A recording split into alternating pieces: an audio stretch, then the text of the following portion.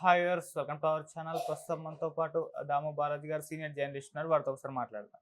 Sir నమస్కారం sir. నమస్తే. Sir, Tirupati లడ్డూలో ఆ నెయ్యి కల్తీ కాలేదు అని చెప్పేసి కేంద్ర సంస్థ ఒకటి మద్రాస్ కోర్టులో రిపోర్ట్ ఇచ్చింది సార్. సో మద్రాస్ కోర్టులో రిపోర్ట్ ఇవ్వడం అయితే ఇప్పుడు దానివల్ల ఈ సిట్ అనేది సుప్రీంకోర్టు వేసింది కదా, ఆగిపోయే ఛాన్సెస్ ఏమన్నా ఉందా? ఈ విచారణ ఇంకా కంటిన్యూ అవుతుందా, లేకుంటే కేంద్ర సంస్థ ఇచ్చిన రిపోర్ట్ని బేస్ చేసుకొని దీన్ని ఆపేసే అవకాశం ఏమన్నా ఉందా? అసలు మద్రాస్ కోర్టు ఆ కేసు ఏంటి, దాంట్లో ఎందుకు రిపోర్ట్ ఇచ్చింది సార్?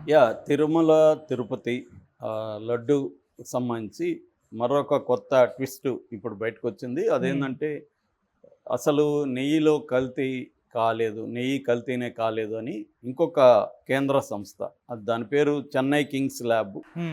ఈ చెన్నై కింగ్స్ ల్యాబ్ కూడా రికగ్నైజ్డ్ కేంద్ర సంస్థ. ఆ సంస్థ ఏఆర్ డైరీ ఫుడ్ లో ఉన్న నెయ్యిని పరిశీలించి నెయ్యి కల్తీ కాలేదు అని సర్టిఫై చేసింది.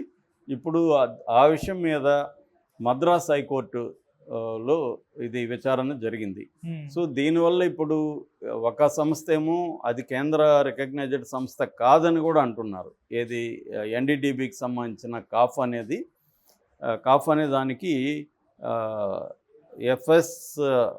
ఎఫ్ఎస్ఎస్ఏఐ అంటే food safety standards authority of India, ఆ సంస్థ రికగ్నైజ్ చేయలేదు ఏది ఈ కాఫ్ని అనేది ఏఆర్ డైరీ వాదిస్తుంది.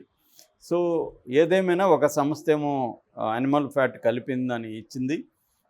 దాంట్లో కూడా ఆ సంస్థ డిస్క్లైమర్లో మేము ఫాల్స్ పాజిటివ్ కూడా అయ్యి ఉండొచ్చు అని కూడా డిస్క్లైమర్ చేసింది. కానీ అదే సమయంలో చెన్నై కింగ్స్ ల్యాబ్ అనే ఇంకొక కేంద్ర సంస్థ ఏఆర్ డైరీ నెయ్యి కల్తీ లేదు అని చెప్పింది. ఇప్పుడు రెండు సంస్థలు ఇలా చెప్పినప్పుడు ఏ సంస్థ అభిప్రాయం తీసుకోవాలి, లేదా ఇంకొక సంస్థకి వెళ్తారా అనేది చూడాలి. సో ఇది కోర్టు, ఇప్పుడు సుప్రీంకోర్టు ఏమో ఆల్రెడీ సిట్ వేసింది. అందులో కేంద్ర ప్రభుత్వం సిబిఐకి సంబంధించిన ఇద్దరు ఉంటారు, ఒక ఎఫ్ఎస్ఎస్ఏఐకి సంబంధించిన ఒక ఎక్స్పర్ట్ ఉంటారు, ఇక్కడ ఆంధ్రప్రదేశ్కి సంబంధించిన పోలీస్ డిపార్ట్మెంట్ నుంచి ఇద్దరు ఉంటారు. మొత్తం 5 మంది ఉంటారు. ఈ 5 మంది కూడా సిబిఐ డైరెక్టర్ ఆధ్వర్యంలో పనిచేస్తారు.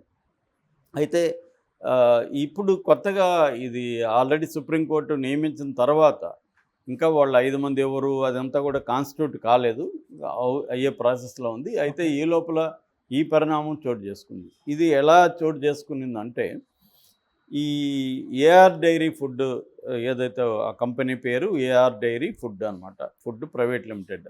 ఈ కంపెనీ 98 నుంచి పనిచేస్తుంది. వాళ్ళు ఏం చెప్తున్నారంటే 98 నుంచి మేము సప్లై చేస్తున్నాం వివిధ రకాల సంస్థలకి, ఎప్పుడు కూడా మాకు ఇప్పటి వరకు ఒక రిమార్క్ రాలేదు, మా మీద ఒక కేసు లేదు. ఫస్ట్ టైం ఇది. మేము జూలై 4వ తేదీ జూన్ 4 మేము జూన్ 4 తిరుపతికి నెయ్యికి సప్లై చేసాం. అప్పుడు 4 సార్లు చేసాం. మళ్ళీ జూలైలో చేస్తే దాన్ని రిజెక్ట్ చేశారు. రిజెక్ట్ ఎందుకు చేశారో వాళ్ళు కారణాలు చెప్పలేదు. కారణాలు చెప్పకుండా సడన్గా చంద్రబాబు మీడియాతో మాట్లాడడం, దాని తర్వాత వాళ్ళు ఆ రిపోర్ట్ అని బయటికి తీసుకురావడం జరిగింది సెప్టెంబర్లో. మాకు కారణం చెప్పలేదు. అయితే ఇప్పుడు ఏం చేసింది, సెప్టెంబర్ 20వ తేదీ ఈ ఎఫ్ఎస్ఎస్ఏఐ అయితే అవుతాం, food safety standards authority of India, show cause నోటీసులు ఇచ్చింది ఏఆర్ డైరీకి. ఏమని ఇచ్చింది, మీ లైసెన్స్ ఎందుకు రద్దు చేయకూడదు, మిమ్మల్ని ఎందుకు బ్లాక్ లిస్ట్లో పెట్టకూడదు చెప్పండి అని షోకాజ్ నోటీసులు ఇచ్చింది. ఈ షోకాజ్ నోటీసుల మీద ఈ ఏఆర్ డైరీ వాళ్ళు మద్రాస్ హైకోర్టులో ఛాలెంజ్ చేశారు. మద్రాస్ హైకోర్టు అంటే ఇక్కడ మదురైకి బెంచ్ ఉందన్నమాట, హైకోర్టు బెంచ్. అది కూడా మద్రాస్ హైకోర్టు కిందకే వస్తుంది. సో మదురై బెంచ్లో వీళ్ళు ఛాలెంజ్ చేశారు. వీళ్ళ ఛాలెంజ్ చేసిన పిటిషన్ను జస్టిస్ సతీష్ కుమార్ ఆయన విచారించారు. ఈ ఛాలెంజ్ చేసింది వచ్చి కన్నన్ అని ఏఆర్ డైరీ ఫుడ్కి సంబంధించిన చీఫ్ కంట్రోలర్ అనమాట. ఆయన కోర్టులో పిటిషన్ వేశాడు. జస్టిస్ సతీష్ కుమార్ విచారించి ఆయన చెప్పింది, ఆ విచారణలో మనకు బయటకు వచ్చిన విషయాలు ఏంటంటే, ఈ ఎఫ్ఎస్ఎస్ఏఐ ఏదైతే ఉందో వాళ్ళు షోకాజ్ నోటీసులు ఇచ్చారు కదా, దాంట్లో కారణాలే పేర్కొనలే. వీళ్ళని బ్లాక్ లిస్ట్ పెడతాము, మిమ్మల్ని మీ మీద చర్యలు ఎందుకు తీసుకోకూడదు అని అడిగారు. కానీ అందులో ఏ కారణం, వీళ్ళు ఏం తప్పు చేశారనేది దాంట్లో లేదు. ఇదొక విచిత్రం. ఎందుకంటే అప్పటికే ఈ కాఫ్ రిపోర్ట్ అనేది వచ్చేసింది కదా, యానిమల్ ఫ్యాట్ ఉందని కాఫ్ రిపోర్ట్ చెప్పింది. మరి ఆ రిపోర్ట్ని వీళ్ళు జాయింట్ చేసి ఫలాని కాఫ్ రిపోర్ట్ చెప్పింది కాబట్టి మేమే చర్యలు తీసుకుంటాము అని కదా అనాలి. అదేమీ లేకుండా కారణాలు చెప్పకుండా మిమ్మల్ని చర్య తీసుకోమంటే హైకోర్టు అదే అడిగింది. అరే బాబు, మీరు నోటీసులు ఇచ్చారు సరే, కారణాలే చెప్పలేదు, దాంట్లో ప్రాపర్గా లేదు మీ నోటీసు, కాబట్టి మళ్ళీ నోటీస్ ఇవ్వండి, కారణాలు చెప్పండి, తర్వాత 14 రోజులు ప్రాపర్గా టైం ఇవ్వండి అని ఇప్పుడు మళ్ళీ బంతిని వాళ్ళ కోర్టులోకి వేసింది. ఇది FSSAIలోకి వెళ్ళింది. ఇప్పుడు వాళ్ళు ఏమి ఇస్తారో చూడాలి. ఎందుకంటే ఇప్పుడు కింగ్స్ ఈ రిపోర్టు కూడా ఉంది వీళ్ళ దగ్గర. అట్లాగే వీళ్ళు చెప్పేది కూడా ఏంటంటే 4 ఎక్స్పర్ట్లతో కూడిన తిరుమలలో ఒక కమిటీ ఉంది, వాళ్ళు మాకు సర్టిఫై చేశారు, జూన్లో కూడా చేసినప్పుడు మాకేం ఇబ్బంది రాలేదు, జూలైలో కారణం చెప్పకుండా రిజెక్ట్ చేశారు. రెండోది మాకు ISO సర్టిఫికేట్ ఉంది, FSSAI వాళ్ళది ఉంది, అన్నీ ప్రాపర్గా ఉన్నాయి, మా దీని మీద ఇప్పటివరకు ఏమీ రాలేదు అనేది వాళ్ళు చెప్పారు.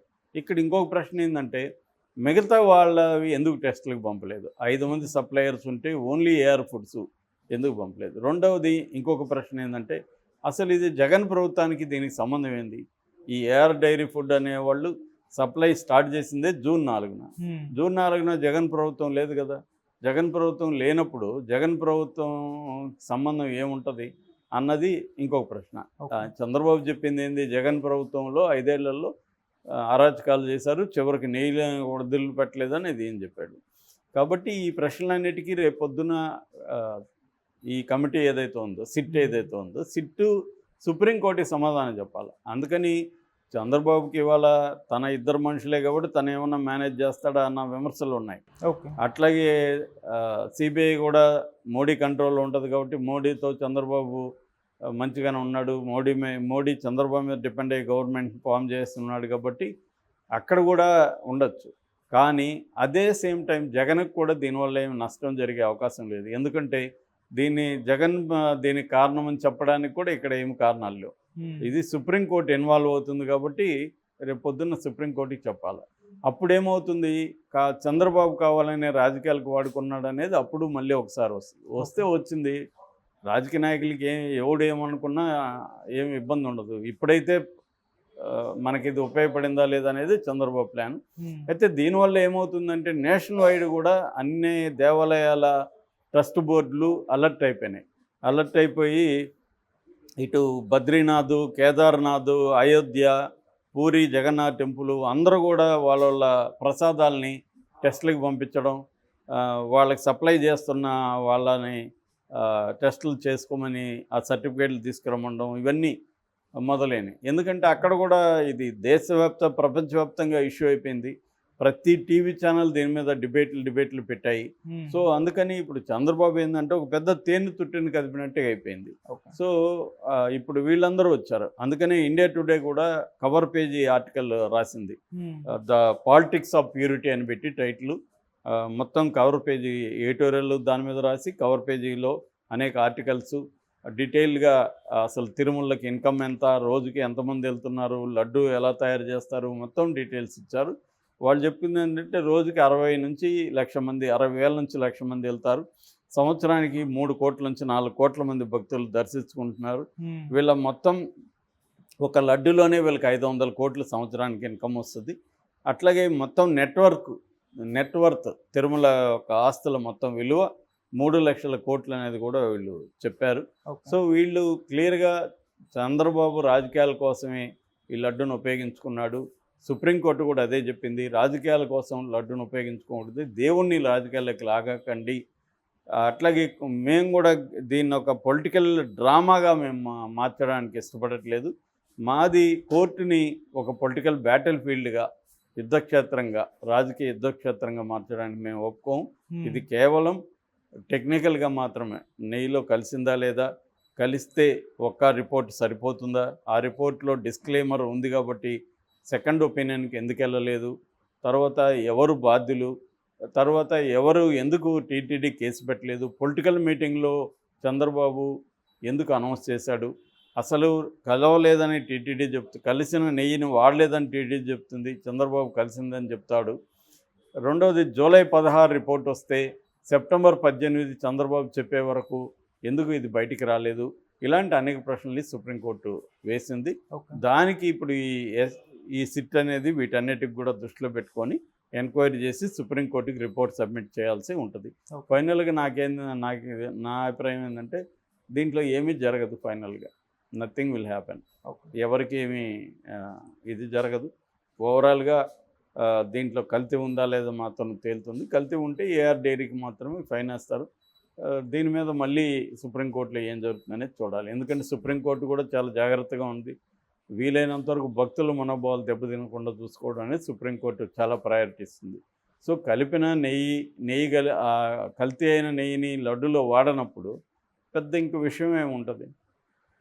కలిపి ఉంటే వాళ్ళకి ఏఆర్ డైరీకి ప్రాబ్లం. ఏఆర్ డైరీ అందుకని వాళ్ళు కూడా కోర్టులతోనే ట్రై చేస్తున్నారు కాబట్టి వాళ్ళు కూడా భయపడట్లేదు. ఎందుకంటే వాళ్ళ ఒకటే భయం ఏంటంటే బిజినెస్ మాకు దెబ్బతింటుంది దీనివల్ల, బ్యాడ్ నేమ్ వల్ల అనేది ఒకటే వాళ్ళ కన్సర్న్ తప్ప మేము 98 నుంచి ఉన్నాం, మేము కూడా అనేక స్ట్రిక్ట్ క్వాలిటీ మెయింటైన్ చేస్తున్నాం, అవన్నీ వాళ్ళు చెప్తున్నారు. Okay. Thank you so much.